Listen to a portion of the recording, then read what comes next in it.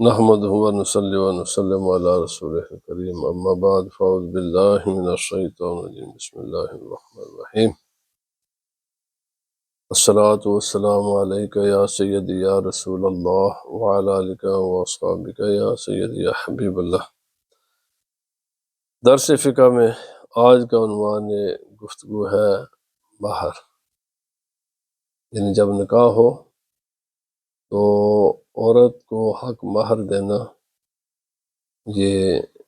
ضروری امر ہے۔ تو آج اس کے مسائل بیان ہوں گے، چونکہ قرآن مقدس میں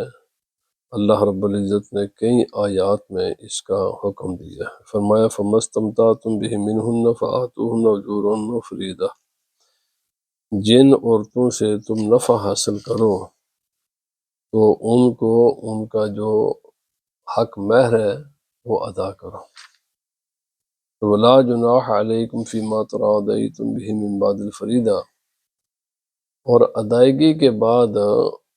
اگر تم کسی بات پر راضی ہو جاؤ آپس میں تو اس میں بھی کوئی گناہ نہیں ہے۔ مقصد یہ کہ اگر خاوند اس حق مہر کی میں اضافہ کر دے تو یہ بھی جائز ہے، اگر عورت اس کو سارے کو یا سارے کو اس کے کچھ حصہ معاف کر دے تو یہ بھی جائز ہے، لیکن یہ ہوگا نکاح کے بعد ہی۔ نکاح سے پہلے اس کو نہ کسی کو معاف کرنے کا حق ہے اور نہ ہی اس کی نفی کرنے کی کسی کو اجازت ہے، یہ دینا پڑے گا۔ ان اللہ کان علیم حکیمہ، بے شک اللہ تعالیٰ سب کچھ جانتا اور بڑی حکمت والا ہے۔ دوسری آیت میں اللہ پاک نے فرمایا وَآتُوا النِّسَاءَ صَدُقَاتِهِنَّ نِحْلَةً، فرمایا اپنی عورتوں کو خوش دلی کے ساتھ حق مہر ان کے ادا کیا کرو۔ فَإِن طِبْنَ لَكُم مِّن شَيْءٍ مِّنْهُ نَفْسًا فَكُلُوهُ هَنِيئًا مَرِيئًا، ادائیگی کے بعد اگر وہ اس میں سے سارا ہی تمہیں واپس کر دیں یا کچھ واپس کر دیں تو پھر وہ بھی جائز ہے، کھاؤ خوش دلی کے ساتھ، لیکن اس کی ادائیگی کرنی پڑے گی اور خوش دلی کے ساتھ کیا کرو۔ تیسری آیت میں اللہ پاک نے فرمایا لا جناح علیکم ان طلقتم النساء ما لم تمسوهن وتفرضوا لهن فريضة ومتعوهن على الموسع قدره وعلى المقتر قدره متاعا بالمعروف حقا على المحسنين، فرمایا جن عورتوں کو ان کو ہاتھ لگانے سے پہلے تم نے طلاق دے دی اور تم نے کچھ مقرر کیا تھا ان کا، یعنی حق مہر مقرر کیا تھا یا نہیں کیا تھا، تو اب یہ سارے مسائل اللہ پاک نے بیان فرمائے ہیں۔ تو اگر تو اس کی تفصیل میں ابھی عرض کرتا ہوں، قرآن پاک میں بھی اس کی تفصیل موجود ہے۔ اگر حق مہر مقرر کر چکے ہیں تو یہ جو نکاح سے پہلے حق مہر مقرر ہوتا ہے نا، اس کی ادائیگی فی الفور لازمی نہیں ہوتی، یعنی ادائیگی آپ کی مرضی ہے کہ اسی موقع پر ادا کر دیں یا بعد میں بھی کیا جا سکتا ہے، لیکن اس کو دینا ہر حال میں پڑتا ہے۔ پہلے ترجمہ سنیں، پھر چونکہ مسائل ہیں نا یہ پھر ساری تفصیلات ہیں، یہ میں ساری باتیں عرض کروں گا انشاءاللہ العزیز۔ تو فرمایا یہ حق ہے نیک لوگوں پر، وَإِن طَلَّقْتُمُوهُنَّ، اگر تم نے ان کو طلاق دی ہے اور ان کو ہاتھ لگانے سے پہلے دی ہے، تو جو کچھ نہ حق مہر مقرر کر چکے ہو تمہیں اس کا ہاف دینا پڑے گا، اور بہتر یہ ہے کہ خاوند جو ہے نا کچھ زیادہ کر دے، یا وہی اگر تو فرمایا ان کا زیادہ کرنا ہی بہتر ہے، البتہ اگر وہ اس میں سے کچھ معاف کر دیں تو جو ان کی اپنی مرضی ہے، لیکن جو بھی صورتحال ہو، جیسی بھی صورتحال ہو، آپس میں جو احسانات کے رشتے اور تعلقات ہیں ان کو نہ بولو۔ ایک دوسرے کے ساتھ طلاق ہو بھی جائے اس کے باوجود نیکی والا راستہ ایک دوسرے پر بند نہ کرو، حسن سلوک کا، حسن اخلاق کا دروازہ بند نہ کرو، احسان کے ساتھ اچھے طریقے سے رہو۔ اور اگر پہلے سے مقرر نہیں ہے اور ہاتھ لگانے سے پہلے اگر طلاق دے دی ہے تو پھر کچھ ساز و سامان دینا پڑے گا۔ اب چونکہ یہ قرآن حکیم کی آیات ہیں، میں ان کے بارے پر گفتگو کرنے سے پہلے چند رسول اللہ صلی اللہ علیہ وسلم کی حدیث بھی عرض کر دوں، اس کے بعد انشاءاللہ باہر کے تمام مسائل عرض کروں گا۔ یہ بہت ضروری ہے آج کا یعنی عموماً میں نے دیکھا ہے، چونکہ میرا بھی اسی کام کے ساتھ تعلق ہے، لوگ اس کو معمولی سمجھے۔ یہ بڑا سخت مسئلہ ہے، میں ابھی آپ کو عرض کی اس کی سختی کا آپ کو خود ہی اندازہ لگا لیں کہ اس یہ کتنا سخت مسئلہ ہے۔ میں ابھی جب عرض کروں گا تو آپ کو خود ہی پتہ چل جائے گا کہ یہ مسئلہ کتنا سخت ہے۔ صحیح مسلم شریف میں ہے کہ نبی پاک صلی اللہ علیہ وسلم کی ازواج مطہرات کا حق مہر کا نبی صلی اللہ علیہ وسلم نے کہا فرمائے وہ آپ نے کیا حق مہر ادا کیا ہے؟ تو فرمایا 12.5 اوقیہ۔ نبی صلی اللہ علیہ وسلم تمام کے ساتھ ایک جیسے معاملہ کیا تھا، ہر ایک کو 12.5 اوقیہ آپ کا حق مہر تھا، یعنی 500 درہم۔ صرف آپ کی جو زوجہ محترمہ تھیں حضرت ام حبیبہ، چونکہ یہ نجاشی بادشاہ جو یمن کا بادشاہ تھا، اس نے وہ بادشاہ پھر اپنے شان کے مطابق دیتے نا حق مہر، تو چونکہ اس نے پھر یہ نبی صلی اللہ علیہ وسلم کی طرف سے حق مہر ادا کیا تھا تو اس نے 4000 درہم حق مہر دیا تھا حضرت ام حبیبہ کا نبی پاک صلی اللہ علیہ وسلم کی طرف سے۔ باقی نبی پاک صلی اللہ علیہ وسلم کی جتنے بھی ازواج مطہرات ہوئیں ان کا سب 12.5 اوقیہ یعنی کوئی 500 درہم آپ کا حق مہر آپ نے، اور خود نبی پاک صلی اللہ علیہ وسلم کی آپ کی صاحبزادیوں کا جو حق مہر تھا وہ بھی حدیث میں سارا اس کی تفصیل، وہ بھی تقریباً اسی کے برابر ہی ہے۔ اب کوئی آدمی حق مہر ذکر ہی نہیں کرتا، مثلا ذکر ہی نہیں کرتا، تو پھر اس کا حق مہر کیا ہوگا؟ تو کیا وہ حق مہر اس کے بعد نکاح کے بعد یہ اپنی اس کی پھر ایک صورت تو یہ ہے کہ اس خاتون کی جو باپ کی سائڈ سے جتنے خواتین ہیں بقیہ جو ان کا حق مہر ہوگا وہ اس کا ہوگا۔ تو بہتر تو یہی ہوتا ہے کہ اس کو مقرر کر لیا جائے پہلے، ورنہ بعد میں اگر کوئی ایسی ویسی بات ہو گئی تو پھر یہ مہر مثل اس کو کہتے ہیں کہ جو باقی کے ساتھ معاملہ ہوا وہ اس کے ساتھ ہو۔ یہ آخری حدیث پاک ہے، اس سے اس کی اہمیت کا بھی پتہ لگا لیں۔ نبی پاک صلی اللہ علیہ وسلم نے فرمایا جو آدمی کسی خاتون کے ساتھ نکاح کرے اس نیت کے ساتھ کہ وہ حق مہر نہیں دے گا، یعنی ابھی میں مان لیتا ہوں، ایسے میرے پاس ابھی ہمارے اپنے علاقے میں کیسا کیس ہوا کہ 1 کروڑ روپیہ انہوں نے رکھا ہے تو اس نے کب دینا تھا، وہ مان گیا، جو یہی جہالت ہے، وہ اس کی نیت تو دینے کی تھی نہیں نا۔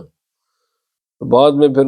اب سنیں نبی صلی اللہ علیہ وسلم نے فرمایا کہ جو لوگ اس قسم کی دھوکہ بازی کرتے ہیں، نبی پاک صلی اللہ علیہ وسلم نے فرمایا وہ زانی ہے، اور جو آدمی کوئی بھی کسی کے ساتھ سودا، کسی کے ساتھ کوئی بزنس کرتا ہے، کوئی سودا طے کر لیتا اور نیت ہو کہ میں اس کو ادائیگی نہیں کروں گا، فرمایا وہ خائن اور چور ہے، اور دونوں کا ٹھکانہ جہنم ہے۔ زانی کا بھی ٹھکانہ جہنم ہے اور خائن اور چور کا، اس میں تو وہ خائن کا ذکر ہے حدیث پاک میں، لیکن باقی قرآن پاک کی آیات میں تو موجود ہے۔ یاد رکھ لیں 2 چیزیں نبی پاک صلی اللہ علیہ وسلم میں، اس میں تین بھی ہے، ایک دوسرے حدیث میں وہ بھی آتا ہے، انسان کسی سے قرض لے اور واپسی کی نیت نہ ہو، یہ 3 آدمی ہیں۔ بزنس کرے کسی کے ساتھ، کوئی سودا طے کیا ہے بھائی یہ چیز مجھے دے دو میں آپ کو اس کی اتنے دے دوں گا، لیکن اس کی دینے کی نیت نہ ہو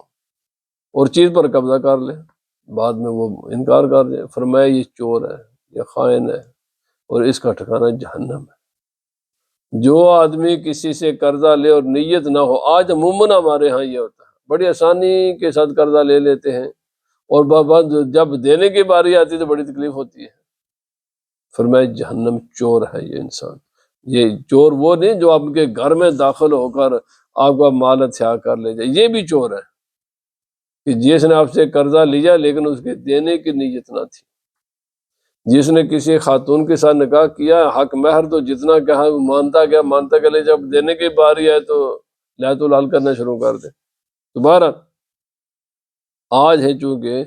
مسائل فقہی یہ ہیں اصل میں کانسٹیٹیوشنل بیس، بنیادیں حق مہر کی، جو کہ قرآن پاک میں اللہ رب العزت نے اس کی بیان حکم دیا، رسول خدا صلی اللہ علیہ وسلم نے خود بھی اپنے ساتھ بھی معاملہ یہی کیا، اپنے ازواج مطہرات کے ساتھ بھی کیا، اپنی صاحبزادیوں کے ساتھ بھی یہی کیا، اور حکم بھی یہی دیا، اور بلکہ پوری امت کو بند کر دیا کہ بھائی یہ ہر حال میں تم نے کرنا ہے یہ کام۔ اب ہے مسائل، پہلا مسئلہ یہ سن لو، نکاح سے پہلے اگر حق مہر کا ذکر ہی نہ ہو، ایون نفی کر دی جائے، ہم کوئی حق مہر نہیں لیں گے، کوئی حق مہر نہیں دیں گے، یہ بھی پھر بھی حق مہر لازم ہوگا۔ یعنی ایک ہم نے حق مہر لینا ہی نہیں ہے، لڑکی بھی کہہ دے، جس کا نکاح ہو رہا ہے نا وہ بھی کہہ دے مجھے نہیں چاہیے، اس کے باوجود یہ لازم ہوتا ہے۔ میں نے کہا یہ مسئلہ کتنا سخت ہے، یہ اتنا سخت ہے، نکاح سے پہلے اس کو معاف کرنے کا خود لڑکی کو بھی اختیار نہیں ہے، باقی کو کس کو کیا ہوگا؟ لڑکی کے باپ کو یا بھائی کو یا کسی دوسرے تیسرے کو کیا اختیار؟ جب خود جس لڑکی کا نکاح اس کو اختیار نہیں شریعت نے دیا اس کو معاف کرنے کا، تو باقی تو کسی کو معاف ہی نہیں، یہ ہر حال میں دینا پڑے گا۔ نکاح کے بعد جب نکاح ہو جائے اور ادائیگی کر دی جائے، اب اس کی مرضی اس کو واپس کرے یا نہ کرے، کیونکہ اب وہ اس کے مالک بن گئی ہے۔ نکاح سے پہلے حق مہر کا ذکر کریں، ذکر نہ کریں، بلکہ اگر اس کی نفی بھی کر دیں یہ پھر بھی دینا پڑتا ہے، ایک بات۔ دوسری بات، یہ دینا کب لازم ہوتا ہے؟ یہ فوری دینا لازم نہیں ہوتا، اور کب اس کا پورا دینا لازم ہے، کب اس کا ہاف دینا لازم ہوتا ہے، اور کب اس کا یعنی اگر نہ مقرر تو پھر کیا صورت، یہ ساری صورت میں آپ عرض کرتا ہوں۔ نکاح سے پہلے جو تعین کر دیا جائے، آپ 1000 پاؤنڈ کریں، آپ 10,000 کریں، اس کی یاد رکھ لیں اس کی منیمم شریعت نے حد مقرر کی ہے، کم از کم اس کی حد مقرر ہے، اس کی میکسیمم شریعت نے کوئی حد نہیں رکھی، اس کا 1,00,000 پاؤنڈ بھی ادھر ہے، 10,00,000 پاؤنڈ بھی ہو سکتا ہے، لیکن منیمم ہے 10 درہم، 10 درہم سے کم کرنے کی کسی کو اجازت نہیں ہے، وہ کم از کم ہے۔ یا 32.5 ہمارے یہاں بڑا، اب تو چلو جان چھٹی ہے ان سے، یہ بڑا 32.5 رکھ لو جی، اللہ کے بندے ایک ادھر آ گئے 32.5، یہ پتہ نہیں کہاں سے آ گیا۔ وہ مغلیہ دور میں کیونکہ اس وقت 10 درہم کی ویلیو ہو گئی نا 32.5 تو وہی مغلیہ کو 400 سال پرانا بات ابھی بھی یہی چلی آ رہی ہے۔ یہ 32.5 کا کوئی کہیں بھی ذکر نہیں ہے، کسی بھی شریعت کی کتاب میں نہیں ہے، 10 درہم کا ذکر ہے، 10 درہم ہے، اس کی جو ویلیو ہوگی، کیونکہ آج کی کرنسی کی ویلیو تو اپ ڈاؤن ہوتی رہتی ہیں، تو جو بھی اس کی ویلیو ہوگی اس کے مطابق آج کی کرنسی، اگر کرنسی یا کوئی بھی چیز دی جا سکتی ہے، تو پہلی تو بات یہ ہے کہ شریعت میں حق مہر کا کم از کم مقرر ہے، زیادہ کا کوئی حد نہیں ہے، زیادہ کی کوئی حد نہیں ہے۔ اب حق مہر اگر نکاح کرنے سے پہلے مقرر کر دیا گیا ہے، اب اس کی ادائیگی لازم ہوگی دو وجہ سے، دو میں سے ایک کی وجہ سے، یا تو اس عورت کو اگر کوئی طلاق دے، جب طلاق دے گا تو اس کی دو صورتیں بنتی ہیں، اس نے اس عورت کو ہاتھ لگایا ہے یا ہاتھ نہیں لگایا، ہاتھ نہیں لگایا، مثلا رخصتی سے پہلے طلاق ہوگی تو اس کا ہاف نصف دینا یہ واجب ہے، یہ فرض ہے، یہ دینا پڑے گا، یعنی بغیر رخصتی کے بھی اگر طلاق ہو جائے گی نا تو اس کا جو ہاف ہے، اس کا جو نصف ہے وہ دینا فرض ہوتا ہے، وہ دینا پڑے گا۔ لیکن اگر ہاتھ لگا دیا ہے اور ہم سمجھے کہ ہاتھ لگانے کا مطلب کیا ہے، تو پھر یہ پورا فل فلج جو مقرر تھا یہ پوری اماؤنٹ دینی پڑ گئی۔ ابھی میرے کیس ابھی آیا ہے، بالکل فریش یہ کیس ہے میرے پاس، یعنی لڑکے نے طلاق دی تو میں حق مہر نہیں دوں گا، اور بھائی تو کون ہے نہ دینے والا؟ بھائی تو یہ تجھے آج نہیں، تیری موت کے بعد بھی تو اسے وصول کیا جائے گا۔ یہ بات یہ نہیں ہے کہ طلاق کے ساتھ ہے، یہ موت کے بعد بھی نہیں جان چھوڑتی اسے۔ مر جائے نا آدمی تو اس کی جائیداد میں جب تقسیم کریں گے نا، ایک کام اس سے پہلے ہے، صرف اس کا کفن دفن، اس کو چھپانا تو ہے نا، قبر میں تو رکھنا ہے نا، اس کے قبر تک پہنچانے کے جو اخراجات ہوں گے نا وہ سب سے پہلے ادا کیے جائیں گے اسی کی جائیداد سے۔ جب وہ ہو جائے گا، اس کو دفن کر دیا گیا، تو پہلا کام یہ کہ حق مہر اس عورت کو دیا جائے گا جو اس نے اپنی زندگی میں نہیں دیا تھا، اسی کی جائیداد سے اس کو یہ حق مہر دیا جائے گا۔ یہ اتنا سخت مسئلہ ہے، جائیداد تقسیم ہی نہیں ہو سکتی پہلے جب تک یہ نہ دیا جائے۔ تو اس لیے یہ جو نیتیں کر کے جی میں نے حق مہر دوں گا، تو پھر طلاق نہ دے۔ اچھا طلاق نہ دے تو کیا کر، پھر زندگی میں ادا کر، نہیں کرتا کیا ہوگا، تیرے مرنے کے بعد بھی دیا جائے گا، اور تیری پراپرٹی سے دیا جائے گا، اور تیرے وارثوں کو دینے سے، وہ پراپرٹی کی تقسیم کرنے سے پہلے دیا جائے گا۔ اس سے جانے چھوڑتی، اسی لیے ہم کہتے ہیں بھائی پہلے سوچ لو، نکاح کرنے سے پہلے سوچ لو، یہ جو ذمہ داریاں تیرے کندھوں پر عائد ہوتی ہیں ان کو ادا کرو۔ یہ اس صورت میں ہے کہ جب مقرر ہو اور یہ مؤکد ہو جاتا ہے، یعنی اس کا دینا لازم ہو جاتا ہے طلاق کے ساتھ، اگر پہلے ادائیگی نہیں کی ہوئی، یا یہ لازم ہو جاتا ہے ڈیتھ کے ساتھ، موت کے ساتھ۔ وہ میں نے ابھی مسئلہ حل کر دیا، جیسے وہ آدمی مرے گا، اگر انہوں نے اپنی زندگی میں اس کا حق مہر نہیں ادا کیا ہوا، اس کے کفن دفن کے بعد اس کے پراپرٹی سے جو بھی حق مہر ہے یہ اس عورت کو دیا جائے گا۔ اب دوسری صورت ہے کہ حق مہر مقرر ہی نہیں کیا گیا، مینشن ہی نہیں کیا، بیان ہی نہیں کیا، کچھ بھی نہیں کیا، تو اب اگر یہ ہے تو پھر وہ حق مہر چلا جائے گا، دیکھا جائے گا اس کی ماں کا کتنا حق تھا، اس کے ماں کا حق مہر، یا اس کے جو ہے نا دادی، یا اس کی بہنیں، یا اس کی چچیاں پھوپھیاں، یعنی جو اس کے باپ کی طرف سے جتنے رشتے ہوں گے نا ان کو دیکھا جائے گا، جو حق مہر ہوگا وہ اس کو ملے گا۔ اس کو کہتے ہیں حق مہر مثل، جو بھی۔ اور پھر حق مہر مقرر کیسے کیا جائے؟ اور بھائی حق مہر مقرر کرنے کو علماء نے فرمایا لڑکے کی بھی مالی حیثیت دیکھی جائے گی۔ ایک لڑکا کماتا ہے مثلاً 50,000 پاؤنڈ، ہم لے کے دیں چلو 100 پاؤنڈ، تو اس کے لیے 100 پاؤنڈ تو نسوار بھی نہیں ہے۔ آج کل مجھے پتا لوگ کیا کرتے ہیں، چلو جی 100 پاؤنڈ رکھ دو، اور یار 50,000 پاؤنڈ سال تک کمانا ہے تو ایک بیچارے، اچھا دوسرا لڑکی کو بھی دیکھا جائے گا، لڑکی کی شکل، صورت، تعلیم، اخلاق، خاندان، اس کے سٹیٹس کو دیکھا جائے گا، تو بھائی اتنا دیا جائے گا کہ جسے پتہ چلے کہ اس کے کندھوں پر بوجھ محسوس ہو کہ میں نے کوئی ذمہ داری اپنے کندھوں پر لی ہے، اور اس کو بھی پتہ چلے کہ میں کسی معزز خاتون ہوں۔ 100 پاؤنڈ سے کیا بنے گا؟ اس کی کیا عزت ہے اس میں؟ اس عورت کی عزت کا تحفظ کیا جائے گا، اتنا اس کو دیا جائے گا کہ ایک تو شور محسوس کرے میں نے کوئی دیا ہے۔ 50,000 پاؤنڈ جو سالانہ کماتا ہے تو اس کے لیے تو 1,000 بھی کچھ بھی نہیں ہے، تو بھائی اسے لیجیے جو 3-4 ہزار کما کر وہ تو لو اس سے۔ اور پھر اس خاتون کو بھی دیکھو کہ وہ خاتون وہ کس خاندان کی ہے، کسی امیر خاندان کی ہے، غریب خاندان کی ہے، اس کی اپنی صحت، ہیلتھ، قد قامت، اس کے جسمانی ساخت، اور اس کی خوبصورتی، اور اس کی تعلیم اور اخلاق، کردار، تو اس کی عزت کے مطابق، اس کے مرتبے کے مطابق، اس کی شان کے مطابق دیا جائے گا۔ تو حق مہر کا مسئلہ یہ ہے کہ دونوں کو دیکھا جائے، جس کی مالی حیثیت کو دیکھا جائے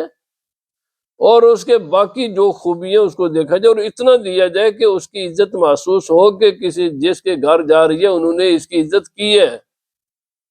وہ سمجھ دیں کہ ہم اپنے گھر میں ایک عزت دار خاتون لے کر آ رہے ہیں۔ تو حق مہر نہ تو بہت زیادہ رکھا جائے کہ اگلے بوجھ محسوس کریں، جیسے میں نے ابھی مثال کہا کہ کروڑ روپیہ رکھ دیا، تو کروڑ تو بیچارہ ساری زندگی بھی کماتا نہ، وہ شاید نہیں کما سکتا، بھائی اتنا بھی نہ رکھو، اور اتنا کم بھی نہیں کہ جس کی کوئی ویلیو ہی نہیں ہے۔ میرا بھی مثالیں دے دیں، 50,000 جس کی آمدن ہے تو وہ 50 پاؤنڈ اس کے لیے کیا ہے، نکاح ہو جائے گا، لیکن شریعت اس کو پسند نہیں کرتے۔ آپ کو پتہ بھی ہے یہ حق مہر کیوں بندوں پر لازم کیا گیا ہے؟ یہ اسی لیے کہ دونوں سوچ سمجھ کر یہ قدم اٹھائیں، اور لڑکی کی بھی عزت ہو اور لڑکا بھی اپنے ذمہ داری کو محسوس کرے کہ میں نے ایک مالی ذمہ داری اور ایک انسان کی ذمہ داری قبول کی ہے، اس کا کھانا پینا رہنا علاج معالجہ، اس کے بچوں کے علاج معالجہ، اس کے سارے معاملات میں نے پورے کرنے ہیں، وہ ذمہ دار بنے،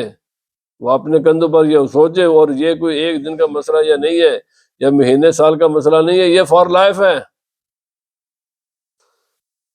اب ہے تو اس لیے حق مہر کی تعین کے لیے، اچھا پھر کرتے ہم کیا ہیں، این وقت جب نکاح کا ہو جو کتنا حق مہر ہے، اچھا بات ہم بات کرتے ہیں، وہ بات کا وقت نہیں ہوتا، یا تو دونوں عقل مند ہوں یا لڑکے والے بھی عقل مند ہوں، بات ٹھیک ہے کوئی بات نہیں ہے، ہم اچھا خاصا حق مہر دے دیں گے۔ اگر ایسے نہیں ہے تو پھر یہ سارے معاملات، بلکہ آج کے زمانے میں تمام معاملات نکاح سے پہلے طے کر لینے چاہیے۔ لوگ بہت سی چیزیں رکھتے ہیں جہالت میں، جہاں دانستہ رکھتے ہیں وہ دانستہ بیان نہیں کرتے۔ اچھا جب ایک دوسرے سے بیان کرتے ہیں نا تو پھر دونوں کو تکلیف ہونی شروع ہو جاتی، یہاں سے اختلافات شروع ہو جاتے۔ اللہ کے بندو، کھل کھلا کر واضح طور پر جہاں بھی رشتہ کرنا ہے یا جہاں رشتہ دینا ہے، یہ ساری باتیں کھل کھلا کر طے کر لو، کوئی بھی بات جہالت میں وہاں میں نہ رکھو، تاکہ جب سارے مسئلہ پہلے سے سیٹل ہوں گے تو بعد میں اختلاف کیا ہوگا۔ دونوں نے ایک چیز قبول کی ہے، خوش دلی کے ساتھ قبول کی ہے، رضا مندی کے ساتھ قبول کی ہے، جو جتنا کسی کا بوجھ برداشت کر سکتا ہے اتنا بوجھ اس نے برداشت کیا ہے۔ کرتے کیا ہیں اس وقت تو ہم پتہ میرے میں تجربہ ہے، میں یقین کرو میں جتنی یہ باتیں کر رہا ہوں میں اپنے تجربے کے بنا پر کر رہا ہوں۔ لوگ جلد بازی میں بعض اوقات کرتے ہی کچھ نہیں ہے، بات ہی نہیں کرتے، یہ بھی نقصان دہ ہے، اور بعض اوقات ایسی کنڈیشنیں مان لیتے ہیں کہ جو کنڈیشن ماننے کے قابل ہی نہیں ہے، کسی کا ایسا مطالبہ مان لیتے ہیں کہ جو مطالبہ ماننے کے قابل ہی نہیں ہوتا۔ تو بہتر یہ نا یہ ساری چیزیں نکاح سے پہلے طے کر لو۔ اب یہ مسئلہ سنیں، ان نکاح کے وقت تعین نہیں تھا، عورت کو ہاتھ لگانے سے پہلے طلاق ہو گئی تو اب اس کو حق مہر نہیں دیا جائے گا، بلکہ کیا ہوگا، کچھ کپڑے دے کر اس کو فارغ کر دیا جائے گا۔ یہ اس شکل میں ہے کہ جب نکاح سے پہلے تعین ہی نہ ہو، یعنی جن کیسز میں عورت کی عدت نہیں نہ ہوتی، عدت کب نہیں ہوتی، نکاح ہوا ہے اور خلوت اور ہاتھ لگانے سے پہلے اس کو طلاق ہوگی، کئی مرتبہ ایسے بھی کیسز ہوتے ہیں۔ اب اس کیس میں دو صورتیں بنتی ہیں، ایک یہ کہ پہلے آپ نے حق مہر طے کیا ہے یا نہیں کیا، تو پھر تو آف دینا پڑے گا، نہیں کیا تو اب وہ یہ ہوگا کہ وہ چند جوڑے چند کچھ چیزیں دے کر اور یہ دینا واجب ہوگا، یعنی نکاح کے بعد آپ کی جان نہیں چھوٹ سکتی نکاح کے بعد آپ کو کچھ نہ کچھ خاتون کو دینا پڑے گا، بعض صورتوں میں تو حق مہر دینا پڑتا ہے، اور بعض صورتوں میں جو بھی تعین ہوگا۔ اور اسی طرح اگر نکاح کے موقع پر اس کا تعین نہیں ہوا، نکاح کے بعد تعین کر دیا، نکاح ہونے کے بعد ہو گیا، جو بھی دونوں فریق ایگریمنٹ کر لیں گے جس بات پر چلیں وہ بھی دینا واجب ہوتا ہے۔ یہ نہیں کہ نکاح سے پہلے، اگر نکاح کے بعد بھی کوئی کسی ایک بات پر دونوں فریق راضی ہو گئے اور پھر طلاق کا مسئلہ ہو گیا، ڈیتھ کا مسئلہ ہو گیا، تو پھر وہ بھی ادائیگی لازمی ہوتی ہے۔ اس لیے یہ تمام شرعی مسائل ہیں کہ جن مسائل کو سیکھنا چاہیے، اور یہ یاد رکھ لیں جنت میں داخلہ نہیں ہے جب تک کسی بندے کا حق، سارے کے سارے حق ادا نہیں ہوں گے۔ اس لیے دنیا کی یہ نا تھوڑی تھوڑی ہماری چلاکیاں یہ قیامت کے دن بڑی نقصان دہ ہوں گے۔ یہ بہت بہتر یہ ہے کہ اپنا حق کسی کو دے دیں، لیکن کسی کا حق اپنی طرف نہ آنے دیں۔ یاد رکھیں میری یہ بات، آپ میرا حق کسی کی طرف چلا جائے یہ بہت اچھی بات ہے، لیکن کسی کا حق میرے طرف آئے یہ بالکل اچھی بات نہیں۔ کیوں؟ جنت میں داخلہ نہیں ہے جب تک سارے حقوق کا فیصلہ نہیں ہوگا۔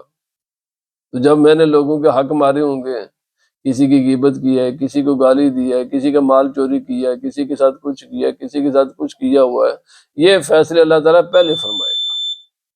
ان تمام حقداروں کا حق دینے کے بعد جنت میں داخلہ ہوگا۔ تو میرے بھائی یہ مسئلے سخت ہیں، اس لیے کسی بھی اور اچھے ایک اور مسئلہ ہے، یہ اسی کے ساتھ ملتا جلتا ہے مسئلہ ہے۔ شادی کے نکاح کے موقع پر دونوں طرف سے گفٹ دی جاتی ہے، اس وقت ہم اس کا تعین نہیں کرتے، نیت ہوتی ہے لیکن الفاظ بول کر نہیں کرتے۔ بعد میں جی ساڈا سامان واپس کرو، ہماری چیزیں واپس کرو۔ میرے بھائی اگر واپسی کا مطالبہ کرنا ہے تو نکاح سے پہلے وہ چیز دینے سے پہلے اس کا تعین کر لو، اس کو کلیئرلی بتا دو کہ یہ تیری ملکیت ہے، یہ تجھے استعمال کرنے کے لیے ہم دے رہے ہیں، یا یہ تجھے ہم گفٹ دے رہے ہیں۔ کیونکہ جو چیز استعمال کرنے کے لیے دیں اس کی حیثیت الگ ہوتی ہے، جو چیز کسی کے اونرشپ میں دیں اس کی حیثیت الگ ہوتی ہے، جو چیز کسی کو گفٹ دیں اس کی حیثیت الگ ہوتی ہے۔ جب تک وہ کام چلتا رہتا ہے تو دونوں ٹھیک رہے، اور جب ہمارا سامان واپس کرو، اور بھائی اب تم سامان واپس لے بھی سکتے ہو کہ نہیں لے سکتے؟ اور پھر لوگ جھوٹ بولتے ہیں، پوچھا جاتا ہے میں جب تم نے، کیونکہ جب دے دیا بات کو تو کلیئر کیا نہیں ہے تم نے اس موقع پر، جاؤ تو اس موقع پر کلیئر کر دیتے، بچے کو دیتے ہیں یہ ہے زیور تو اس کے مالک نہیں ہے، اس کو استعمال کیا کر۔ اب چونکہ یہ مینشن کیا نہیں ہے، وہ سمجھتے انہوں نے مجھے گفٹ دیا ہے، جب گفٹ دیں وہ واپس نہیں لے سکتے۔ اب وہ بیچاری پیچھے سے سامان لے کر آتی ہے، وہ لوگ سمجھتے کہ ہمیں دیا ہے، حالانکہ وہ اس کو نہیں دیا ہوتا۔ میرے بھائی یہ سارے کے سارے مسائل پہلے کلیئر کیا کرو، یہ نہیں ہو، یہ چیزیں مشترکہ نہیں ہوتی ہیں۔ اب یہ بھی سن لیں، جو لڑکی پیچھے سے مال لے کر آتی ہے اس کی وہ مالک ہوتی ہے، وہ مالک ہوتی ہے۔ جب یا تو اس کو کلیئر کرو نا یہ لڑکے کا ہے یا لڑکی، اس ملکیت کی یا مشترکہ نہیں ہوتا۔ اسلام میں کوئی مشترکہ وہ ہے جس کو مشترکہ کیا جائے، خود بخود کوئی چیز مشترکہ نہیں ہوتی، یاد رکھیں یہ مسئلہ۔ شادی بیاہ کے موقع پر یا کہیں بھی کوئی چیز مشترکہ نہیں ہوتی۔ مشترکہ چیز تبھی ہوتی ہے جب اس کو مشترکہ ملکیت میں آئے گی، خاموشی کے ساتھ کوئی چیز مشترکہ نہیں ہو جاتی۔ جو لڑکا دے گا کلیئر کرے یہ گفٹ ہے یا اونرشپ ہے یا کیا چیز ہے، جو لڑکے لے کر وہ اس کا جو لڑکے لے کر جہیز آتی ہے نا اس کے مالک وہی ہوتی ہے۔ ہاں، جب اگر طلاق کی صورت میں کسی شکل میں وہ بھی بن جائے اس کو واپس دینا پڑتا ہے، وہ آپ کو واپس پر قبضہ نہیں کر سکتے۔ اسی طرح یہ جو لڑکی کو زیور دیتے ہیں نا، تو پہلے پھر کلیئر کر دو کہ یہ گفٹ ہے، اگر گفٹ ہے یا استعمال کے لیے ہم تجھے دے رہے ہیں، استعمال کے لیے دیا ہے تو پھر واپس لے سکتے ہو، گفٹ دیا تو تم واپس نہیں لے سکتے۔ وہ تو پتہ ہے بیان کرنا تکلیف ہوگی ایک ناراضگی ہو، بھائی ناراضگی کیا ہو، سیدھی سی بات ہے، اگر خدا نہ خواستہ، چونکہ آج کل تو یہ کیس بہت زیادہ ہو رہے ہیں، طلاق کے کیس ہوتے ہیں، بہت زیادہ ہوتے ہیں، تو اس لیے میرا مشورہ سب کو یہ ہے، بالکل کلیئر کر رہے ہیں، جو لڑکی والے لڑکی کو دیں، اگر بعد میں مطالبہ کرنا ہے، خدا نے پتہ تو چانس دونوں ہوتے ہیں نا جی، کامیابی کا بھی چانس ہے، ناکامی کا بھی چانس ہے، تو اگر سمجھے کہ ناکامی کی صورت میں ہم نے یہ چیزیں واپس لینی ہے تو بیان کر دو، ٹھیک ہے۔ اسی طرح لڑکے والے لڑکے کو جو چیز دیں وہ بیان کر دے، ورنہ بعد میں یہ اس قسم کے اختلافات اور پھر مطالبات، پھر لوگ جھوٹ بولتے ہیں، پہلے ان کی نیت کچھ اور ہوتی ہے، بعد میں نیت کچھ اور بیان کرتے ہیں کہ میرے پاس آ جائے لڑکا، تو میں نے کہا جب دیا تھا نیت کیا تھی، اب وہ سوچنے لگا، کیونکہ ان کو مسئلے تو ہے نا۔ میں نے کہا بتاؤ جب تو نے دیا تھا تیری نیت کیا تھی؟ جب میں نے نیت پوچھی تو وہ ڈاؤٹ، کیونکہ نیت کے مطابق عمل ہوگا، میں تو مسئلہ تبھی بتاؤں گا نا، اس جب دی تھی گفٹ کے طور پر دی، آنرشپ کے طور پر دی، عاریتاً دی، کیا جی دیا ہے۔ بہرحال یہ پراپرٹی کی آنرشپ کی شریعت میں مسائل ہیں، یاد رکھیں، اور ہر مسئلہ